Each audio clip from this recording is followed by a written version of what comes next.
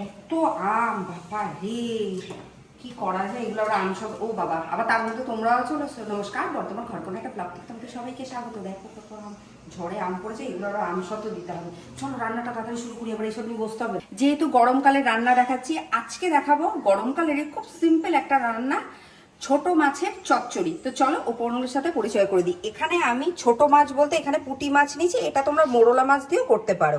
আমি একটু নুন হলুদ মাখিয়ে রেখেছি। তার সাথে লাগছে বেগুন, এরকম পাতলা পাতলা করে কেটে নিয়েছি, একটুখানি আলু, আর বেশ খানিকটা পেঁয়াজ কুচি, আর তার সাথে লাগবে সর্ষের তেল, কাঁচা লঙ্কা, নুন, হলুদ, কালো জিরা আর একটু ধনেপাতা।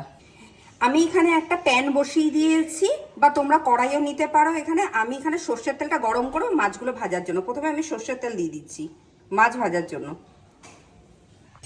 তেলটা গরম হয়ে গেছে, এবার আমি মাছগুলো ভেজে নেব।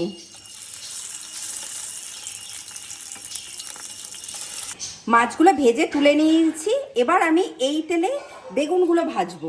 আর হ্যাঁ, বেগুনগুলো ভাজার সময় কিন্তু তোমরা হলুদ চাইলে দিতে পারো, কিন্তু নুন কিন্তু দেবে না, তাহলে বেগুন থেকে জল বেরোবে, গলে যাবে একদম চচ্চড়িটা। বেগুনটা মোটামুটি দেখো ভাজা হয়েছে, খুব বেশি ভাজা হবে না। এই সময় আমি এর মধ্যে এই যে কালো জিরেটা রেখেছিলাম ফোড়নে দিয়ে দেবো অল্প একটু।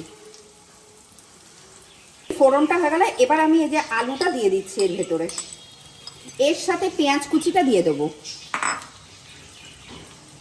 আর হ্যাঁ, বেশ খানিকটা পেঁয়াজ কুচি লাগবে এখানে। এই সময় আমি কাঁচা পাকা লঙ্কা একটু দিয়ে দেবো,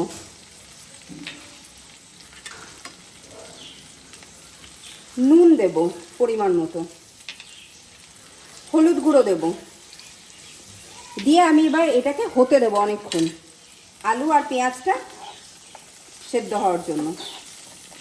সবজিগুলো ভালো করে মিশে গেছে আমার। আমি এর ভেতরে একটুখানি কিন্তু হালকা লঙ্কার গুঁড়ো দিয়েছি, কারণ আমি এখানে কাঁচা লঙ্কা দিয়ে রান্না করতে গেছিলাম, কিন্তু যে আমার ক্যামেরাম্যান সে আবার একটু ঝাল পছন্দ করে, তো খুবই সমস্যা। আবার এইসব সবজিগুলো খুব সুন্দর করে মিশে গেছে। তোমরা ভাবছো একটু লাল লাল কি করে হয়ে গেল, আমি একটুখানি লঙ্কার গুঁড়ো দিতে হয়েছে, কারণ যে আমার ক্যামেরাম্যান সে আবার ঝাল খাবার পছন্দ করে, তার মধ্যে আবার এইসব মাছ কি আর করা যাবে বলো। এটা যাই হোক, এবার আমি মাছটা এখানে মিশিয়ে দেবো।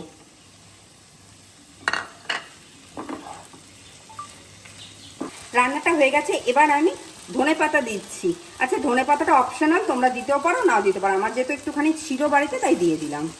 এবার আমি পরিবেশন করে ফিরে আসছি। তো চলো, তৈরি হয়ে গেছে আজকে ছোট মাছের চচ্চড়ি।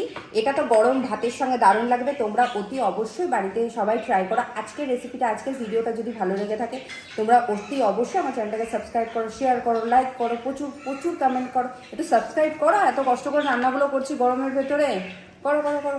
চললাম।